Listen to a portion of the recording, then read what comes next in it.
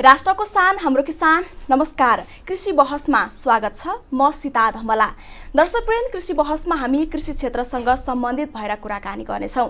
आज हामी काठमाडौँ महानगरपालिकाले कृषि क्षेत्रमा कस्तो काम गरिरहेको छ भन्ने विषयमा केन्द्रित भएर कुराकानी गर्नेछौँ। यसै विषयमा कुराकानी गर्नको लागि आज हामीसँग कृषि बहसमा हुनुहुन्छ काठमाडौँ महानगरपालिकाका कृषि विभागीय प्रमुख हरिबहादुर भण्डारी। आउनुहोस् उहाँलाई कार्यक्रममा स्वागत गरौँ। यहाँलाई कार्यक्रममा स्वागत छ। धन्यवाद। नमस्कार बहिनी। के छ सर, अहिले काठमाडौँ महानगरपालिकाले कृषि क्षेत्रमा के कस्तो कामहरू गरिरहेको छ? कृषि विभाग नै अहिले स्थापना करिब 2 वर्ष जति भयो। कृषि विभाग नै भएर काठमाडौँ महानगरपालिकामा काम गर्न सुरु गरेको चाहिँ कृषि विभागको हिसाबले 2 वर्ष जति भयो। त्योभन्दा अगाडि कृषि विभाग भन्ने थिएन। अहिले जुन संहिताको कारणले गर्दा स्थानीय सरकारहरूबाट सबै किसिमका सेवाहरू प्रदान गर्ने सवालमा अहिले कृषि विभागको पनि काम सुरुवात भएको छ। र अहिले हामीले हुन त कृषि विभाग हुनुभन्दा अगाडि पनि यहाँ उत्पादन गर्ने क्षेत्र नभएको, घरै घरले भरिएको, खेतीयोग्य अथवा खाली जग्गाहरू नभएको कारणले गर्दाखेरिमा यहाँ उत्पादनको हिसाबले कुरा गर्नुपर्दा कौशी खेतीलाई बढी प्राथमिकता दिएको छ। अन्यथा बाहिरबाट आएको उत्पादनहरूलाई गुणस्तरताको लागि हामीले विशेष ध्यान दिएका छौँ। अहिले काठमाडौँमा प्लटिङ धेरै भइरहेको छ, जग्गा छैन नि त कृषिको लागि। कतिको सम्भावना छ त कृषि क्षेत्रको लागि कौशी खेती बाहेक? कृषि भन्नासाथ उत्पादन मात्रै होइन, यसको प्रशोधनका कुराहरू आउँछन्, बजारका कुराहरू आउँछन्। त्यसले गर्दा साँच्चै भन्नुपर्दा काठमाडौँ महानगरपालिकामा उत्पादनको हिसाबले महत्त्वपूर्ण छैन। ठाउँहरू नै छैन, यहाँ जग्गाहरू नै छैन। खेतीयोग्य जग्गाहरू यहाँ चाहिँ सबै सकिएर गइसके, प्लटिङबाट घरबाट सबै सकिएर गइसके। त्यसले गर्दाखेरिमा विभिन्न चरणमध्येका उत्पादनको चरणमा चाहिँ यहाँ सम्भव छैन।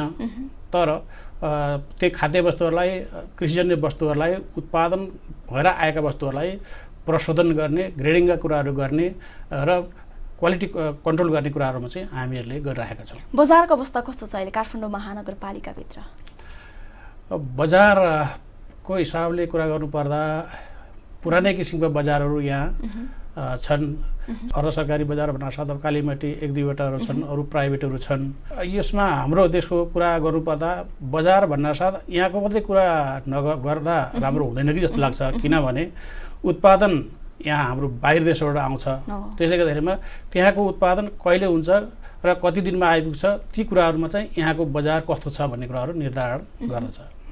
भनेपछि बाहिरी मुलुकबाट ल्याउँदा त होइन, बजारको चाहिँ अलिकति समस्या नै देखिन्छ। किनकि बिच बाटोमा ल्याउँदाखेरि त तरकारी कुहिने, सड्ने समस्या बढी देखिन्छ नि त। यसलाई कसरी लिनुहुन्छ यहाँले? हाम्रो देशको उत्पादनले करिब 15-20% मात्रै पनि यहाँ खपतलाई धान्न सक्दैन। अरू करिब 80% उत्पादन बाहिरबाट ल्याएर काठमाडौँ भ्यालीमा चाहिँ अथवा धेरै सहरहरूमा चाहिँ बाहिरबाटै आउँछ। तसर्थ अब बाटो जाम भयो भने, धेरै दिन लाग्यो भने, कति टाढा आउने कुराहरू होइन, कति समय लाग्छ, त्यसको कुराहरूमा प्रोसेसिङ कसरी गरेको छ, त्यसको कुराहरूमा यहाँ ल्याएर कसरी राखेको छ, स्टोरेज गरेको छ, ती कुराहरूमा चाहिँ गुणस्तर कायम गर्नमा चाहिँ भर पर्छ। अहिले त सरकारी स्तरबाट भनेको त कालीमाटी तरकारी बजार मात्रै छ होइन, त्यसपछि प्राइभेट भनेको त धेरै नै आइसकेका छन्। यो कालीमाटी तरकारी बजारले मात्र काठमाडौँको जनसङ्ख्यालाई चाहिँ कसरी ठेक्ला त एउटा कृषि उपजको, कृषि उत्पादनको हिसाबले? यहीँको उत्पादनको लागि त कृषिलाई राष्ट्रिय नीति अन्तर्गत पनि प्राथमिकतामा भन्नलाई भनिन्छ, तर प्राथमिकता परेको पाइन्न।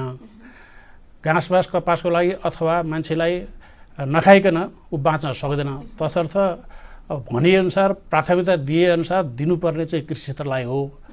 यदि कृषि क्षेत्रलाई प्राथमिकता दिएर नेपालभर शिक्षित अशिक्षित जनशक्तिहरू जसरी पलायन भएको छ, विदेशमा गएर चाहिँ सेवा गरिरहेका छन्, अर्काको देशको सेवा गरिरहेका छन्, र हाम्रो देशमा चाहिँ रेमिटेन्सको आशा धेरै गरिएको छ, हाम्रो सरकारले पनि गरेको छ। त्योभन्दा राम्रो नीति लिएर आएर प्राथमिकता कृषिलाई दियो भने यहाँको उत्पादनले हामी चाहिँ आत्मनिर्भर बन्न सक्छौँ। त्यसको लागि यो नीति ल्याउन आवश्यक छ, प्राथमिकता दिन, कृषिलाई प्राथमिकता दिन आवश्यक छ।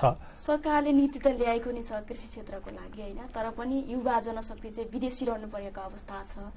जबकि नेपालकै जनशक्तिले नेपालमै रोजगारी पाइरहेका छैनन् भने होइन, अब कृषि उत्पादनलाई त बढाउन त धेरै नै गाह्रो पर्छ नि त। यसलाई कसरी लिनुहुन्छ यहाँले? यसमा अलिकति हाम्रो युवा वर्गहरूको मनोवृत्तिलाई पनि परिवर्तन ल्याउन आवश्यक छ। हाम्रो युवा वर्गहरू विदेशमा गएर जुनसुकै काम जस्तोसुकै काम गर्न पनि उहाँहरू तयार हुनुहुन्छ, तर देशमा कृषि गर्ने भनेपछि उहाँले आफूलाई अलिकति हिचकिचाउनुहुन्छ, अलिकति अप्ठ्यारो मान्नुहुन्छ। तसर्थ यो मनोवृत्तिमा एटिट्युडमा अलिकति युवाहरूले परिवर्तन ल्याइदिएको खण्डमा ल्याउन लगाइएको खण्डमा चाहिँ यहीँ बसेर विदेशको सेवा गर्नुभन्दा यही देशको सेवा गरेर कृषि क्रान्ति गरेर हाम्रो देशलाई चाहिँ कृषिमा अथवा खाद्यान्नहरूमा चाहिँ आत्मनिर्भर बनाउन सकिन्छ। पक्कै पनि हाम्रो यो काठमाडौँ महानगरपालिकाले होइन कृषि क्षेत्रको लागि कार्यक्रमहरू चाहिँ के कस्तो ल्याएको छ? कार्यक्रमहरू विशेष गरेर हाम्रो कौशी तरकारी पनि छ, उत्पादनको हिसाबले कौशी तरकारीहरू छ र विशेष गरेर बजारमा अनुगमन गर्ने कुराहरू र बजारमा भएका जति पनि खाद्य पदार्थहरू छन्, तरकारी मात्र नभइकन खाद्यान्नहरू सबै जति हामीले उपभोग्य वस्तुहरू छन् तिनीहरूको अनुगमन गरेर कसरी क्वालिटी कन्ट्रोल गर्न सकिन्छ र मूल्यलाई पनि कसरी चाहिँ स्थिरता दिन सकिन्छ भन्ने हिसाबले चाहिँ हामीले कार्यक्रमहरू राखेका छौँ। गुणस्तरको लागि हामीले विषादी परीक्षण गर्ने हामीले एउटा ल्याब पनि स्थापना गर्न लागेका छौँ। त्यो पनि हामीले कृषि विभागले कार्यक्रम राखेको छ कन्ट्रोलको लागि। र यो तपाईँले गरिरहनु भएको अवलोकन अनुसार होइन कतिको गुणस्तरीयता मूल्यमा कतिको राम्रो पाउनु भयो त यहाँले गर्नुको अनुगमन अनुसार? यसमा सिजन अनुसारको फरक रहन्छ। अब उत्पादन कसरी आउँछ, कहिले उत्पादन सिजन कहिले हो, त्यो सिजनमा बाहिरबाट धेरै आउँछ।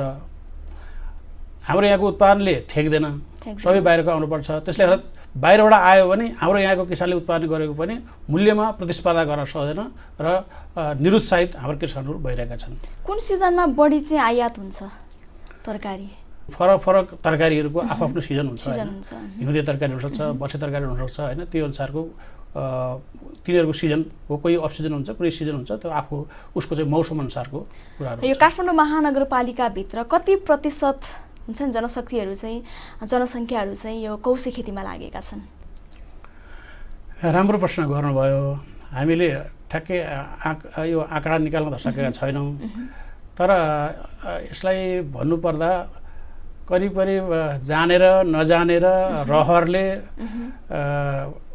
फुल खेती होस् अथवा तरकारी खेती होस् अथवा फलै खेती भए पनि मलाई लाग्छ 80-85% चाहिँ इच्छा गरेर इच्छा नगरेर रहरले बाध्यताले के हो उहाँहरू चाहिँ यो कौशी तरकारी गरिरहनु भएको छ।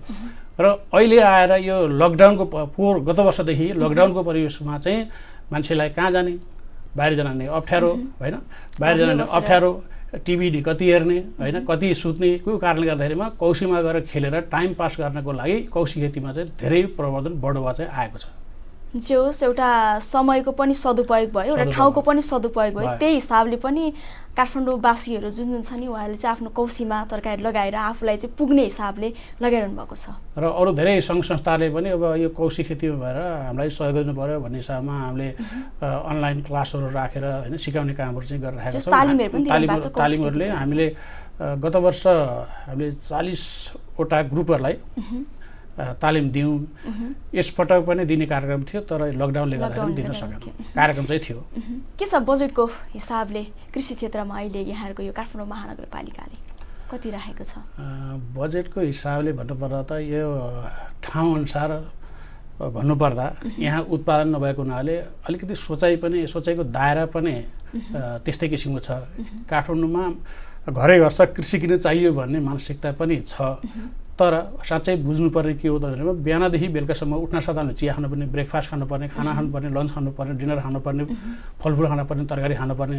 तर बुझो है यहाँको शिक्षित समुदाय बसेको ठाउँमा कृषिको महत्त्व नबुझेको हुनाले उहाँले आफू के खाइरहनु भएको छ त्यो अलिकति मात्रै फर्केर सम्झेर हेर्नुभयो भने महत्त्व हुनुपर्ने हो। तर कृषिको यहाँ चाहिँ रोप्ने ठाउँ खै कृषि भनेको त्यो धान रोप्ने मात्रै, मकै रोप्ने मात्रै सोचिरहनु भएको छ। यसको बृहत फिल्डलाई चाहिँ उहाँहरूले चाहिँ हेर्न मध्यनजर लाउन सक्नु भएको छैन। अघि नै मैले भनेको थिएँ राष्ट्रिय स्तरमा त कृषिलाई प्राथमिकता भनिएको छ, तर ठाउँको हिसाबले काठमाडौँ महानगरपालिकामा उत्पादन क्षेत्र अथवा जग्गा नभएको कारणले गर्दाखेरिमा र बुझाएको कारणले गर्दाखेरिमा कृषिलाई प्राथमिकतामा त राख्नै सकेको छैन। अरू विषय पर्छन्। तथापि गत वर्ष हामीसँग 4.5 करोड जति हाम्रो बजेट थियो कृषिको लागि। अब अहिले हाम्रो कार्यक्रम नयाँ आर्थिक वर्ष सुरु भएको छ भर्खर। अब आइसकेको छैन, करिब त्यस्तै चाहिँ आउँछ होला। यस योजना बनाइरहनु भएको छ यहाँले? योजना बनाएर पेश गरिसकेका छौँ। भनेपछि समग्र रूपमा हेर्नुपर्दा होइन, सरकारले कृषि क्षेत्रको लागि चाहिँ कस्तो खालको नीति कार्यक्रमहरू ल्याएको छ त? अघि मैले भने जस्तै मुख्यतः उत्पादन हाम्रो छैन, जहाँबाट उत्पादन भएर आएको छ कस्तो छ, हामीले चाहिँ कहाँबाट कसरी आएको छ भन्ने हिसाबमा र वरिपरिका क्षेत्रहरूलाई बाट पनि उत्पादन जहाँ उत्पादन भएर आउँछ ती क्षेत्रहरूमा पनि हामीले निगरानी गर्ने गरेका छौँ। उहाँहरूले रासायनिक मल कति हाल्नुभएको छ, मात्रा मिलाउनु भएको छ कि छैन, विषादी कति हाल्नुभएको छ, ग्रेडिङ गर्नुभएको छैन, अरू प्रशोधनहरू छ कि छैन, यी सबै कुराहरू हामीले बाहिरबाट नै हेर्ने। ताजा तरकारी कुरा यो भयो भने खाद्यान्नहरू पनि उत्पादन क्षेत्र यहाँ त खपत मात्रै हो, तसर्थ जहाँ जहाँ बाहिर उत्पादन हुन्छ फ्याक्ट्रीहरू छन्, ती फ्याक्ट्रीहरूबाट नै हामीले स्याम्पलहरू लिने र चाहिँ ल्याबहरूमा चाहिँ त्यसको चाहिँ टेस्ट गराएर विश्लेषण गराएर अनि के कस्तो छ, मापदण्डभित्र छ कि छैन, ती कुराहरू गरेर हामीले क्वालिटी कन्ट्रोलमा पनि यता ताजा तरकारीको पनि हामीले निगरानी उत्पादन गर्न पनि हौसला दिएका छौँ, समन्वय गरेका छौँ। हाम्रो अरू नगरपालिकाहरूसँग पनि समन्वय गरेर उत्पादनको हिसाबमा नै हामीले सेवा गर्ने भनेर चाहिँ कार्यक्रम पनि राखेका छौँ। र विशेष गरी चाहिँ खानेकुराहरूको भनौँ न, खाद्यान्न भनेपछि धेरै जसोले अन्नलाई मात्रै बुझ्नुहुन्छ, तसर्थ खाद्यान्न कृषिजन्य वस्तुहरूको चाहिँ गुणस्तरीयताको लागि हामीले चाहिँ विशेष पहल गर्दैछौँ। भनेको कृषि उपज खाद्यान्न सबैलाई चाहिँ गुणस्तरीयता कस्तो छ, क्वालिटी कस्तो छ, औषधिहरू प्रयोग भएको छ कि छैन चाहिँ अनुगमन गर्छौँ। अब कौशी खेतीप्रति प्रोत्साहन गर्न चाहिँ के कस्तो कदमहरू चाल्नु पर्ला त? यसको लागि हामीले पुरस्कारको व्यवस्था, तालिमको त छँदैछ होइन, तालिमको छ, सबैलाई दिन सकेको छैन। त्यसले गर्दा अरू सङ्घ संस्थाहरू पनि जुरुमाइरहनु भएको छ। महानगर एक्लैले सक्दैन, आवश्यकता कौशी खेतीको ताजा खान पाइन्छ, गुणस्तरीय खान पाइन्छ, क्वालिटी भएको खान पाइन्छ। आफूले उत्पन्न गर्दाखेरिमा त्यति मात्र नभइकन विशेष गरी कौशी खेतीबाट यहाँको फोहोरको कुराहरू छ। फोहोर काठमाडौँ महानगरपालिकामा फोहोरको समस्या एकदम प्रबल छ। त्यसले गर्दाखेरिमा यो फोहोरलाई अर्ग्यानिक वेस्टहरूलाई चाहिँ कुवाएर मल बनाएर कौशीमा तरकारी खेती गर्ने, जसले गर्दाखेरिमा यो फोहोरको भोल्युम पनि घटाउनको लागि पनि कौशी खेती त्यत्तिकै महत्त्वपूर्ण छ। जसले गर्दाखेरिमा हामीले पनि तालिमदेखि लिएर गएर सामग्रीहरू पनि नमुनाको रूपमा तालिम दिँदै सामग्रीहरू पनि यस्तो प्रयोग गरोस् भन्ने हिसाबमा हामीले दिँदै आएका छौँ। साथसाथै अब यसलाई पुरस्कृत गर्ने एउटा हौसला बढोस् र प्रवर्धन होस् भन्ने हिसाबमा हामीले पुरस्कारहरू राख्ने, गत साल पनि अहिले अरू सङ्घ संस्थासँग मिलेर हामीले कौशी क्विन भन्ने त्यस्ता किसिमका कार्यक्रमहरू राखेर पुरस्कृत पनि गरेका थियौँ। यस्तो किसिमको चाहिँ हामीले कार्यक्रमहरूमा अरूलाई पनि सम्बन्ध गराउने र हामीहरूले पनि कार्यक्रमहरू सञ्चालन गरिरहेका छौँ। कौशी खेतीबाट कृषि उपजको उत्पादन चाहिँ कतिको देखिएको छ, कतिको बढी छ उत्पादनको क्षेत्र चाहिँ? एक हातले धेरैले त नभनौँ, एक हातले त्यसबाट हाम्रो यसमा के छ चलाउनु भने बेच्ने भन्दा पनि खुसी लाग्ने रहेछ। आफैले खाने अथवा खानलाई पनि आफूले दुःख गरेको छ टिपेर आफैले खानलाई पनि अप्ठ्यारो मान्ने भन्नु अथवा माया लाग्ने, माया मान्ने र मैले यस्तो फलाएको छु भन्ने हिसाबमा उहाँहरूले आफ्नो नातेदार छिमेकी अरूलाई देखाउने, अरूलाई खुवाउने, चखाउने किसिमको प्रवृत्ति छ। त त्यसले गर्दाखेरिमा आफू त खानुभएको छ, सबै सिजनमा चाहिँ उहाँहरूले खानुहुन्छ, अप्सनमा अलिअलि किन्नुहुन्छ र आफू तर जुन कौशीमा लगाउन सकिन ती तरकारी चाहिँ किनेर खानुहुन्छ। अन्यथा प्रायः जसोले, सबैले नभनौँ, प्रायः जसले चाहिँ अहिले उहाँहरूको चाहिँ बानी बेहोरा चाहिँ आफ्नै कौशीमा फलाएर खानुपर्ने रहेछ। विशेष गरिकन बाहिरको चाहिँ जुन प्रदूषित छ नि त्यो कारणले गर्दाखेरि स्वास्थ्यलाई जसले ख्याल गर्नुहुन्छ अर्ग्यानिक उत्पादनको लागि आफूले देखेको, आफूले केही हालेको छैन भन्ने कुराहरू र शुद्ध छ, गुणस्तरीय छ भन्ने कुराहरू आफैलाई लगाएपछि जसले स्वास्थ्यलाई ख्याल गर्नु चाहनुहुन्छ उहाँहरूले आफ्नै कौशीमा उत्पादन गरेर खान थाल्नु भएको छ। र एकाधमा केहीले चाहिँ अब थोरै बेच्ने कुराहरू चाहिँ धेरैसो चाहिँ रमाइलोको कारणले गर्दाखेरि, खुसीको कारणले गर्दाखेरि मैले यस्तो फलाएको छु ल खाउँ भन्ने बाँडचुँडी गर्ने चाहिँ प्रवृत्ति धेरै देखिन्छ, तर बेच्ने चाहिँ थोरै मात्र धेरै। कौशी खेती भनेको चाहिँ एउटा परिवारलाई खानको लागि के हदसम्म पुग्ने, बाहिर किन्नु नपर्ने हिसाबले चाहिँ धेरै गर्छन्। हजुर। अब के छ, अबका आर्थिक वर्ष नयाँ सुरु भएको छ होइन, काठमाडौँ महानगरपालिकाको आगामी योजनाहरू के छन्? मैले अघि नै भनिसकेको छु, हाम्रो योजना भनेको विशेष त एउटा कौशी तरकारी नै हो र अर्को बजारलाई व्यवस्थापन गर्ने, बजारलाई विस्तार पनि गर्ने। कालीमेटीको बजार अहिले मैले भने जस्तै अलिकति मोनोपोली पनि भयो, यहीँबाट अरू बजारहरूमा सामान लैजानु पर्ने भयो। त्यसले गर्दाखेरिमा अरू ठाउँमा बजार भइदियो भने प्रतिस्पर्धा हुन्थ्यो, जसले गर्दाखेरि हाम्रो कृषकले उत्पादन गरेका वस्तुहरू पनि बेच्नलाई सजिलो हुन्थ्यो। त्यसले गर्दाखेरि सहकारी कृषकहरूको सहकारी मार्फत 2-4 ठाउँमा सुरु भएको छ। त्यो भयो भने धेरै राम्रो पनि हुन्छ। उपभोक्तालाई पनि सरल पनि पाउने, सहज पनि पाउने र उत्पादकले पनि सही मूल्य पाउने र आफूले सिजनभरि दुःख गरेर गरेको उत्पादनलाई चाहिँ बजारमा ल्याएर बिक्री वितरण गरेर पैसा लिन सक्ने त्यो किसिमको वातावरण यदि सहकारी सक्रिय बनाउन सकियो भने हामीले अहिले त्यो पनि कार्यक्रमहरू राखेका छौँ। यस्तै कार्यक्रमहरूमा अब विशेष त हामीले अहिले मैले भने जस्तै विशेष चाहिँ हामीले खाद्यान्न लगायत यहाँ धेरै उपभोक्ता भएको कारणले गर्दाखेरिमा धेरै किसिमका वस्तुहरूको किनबेच हुन्छ, बजार छ।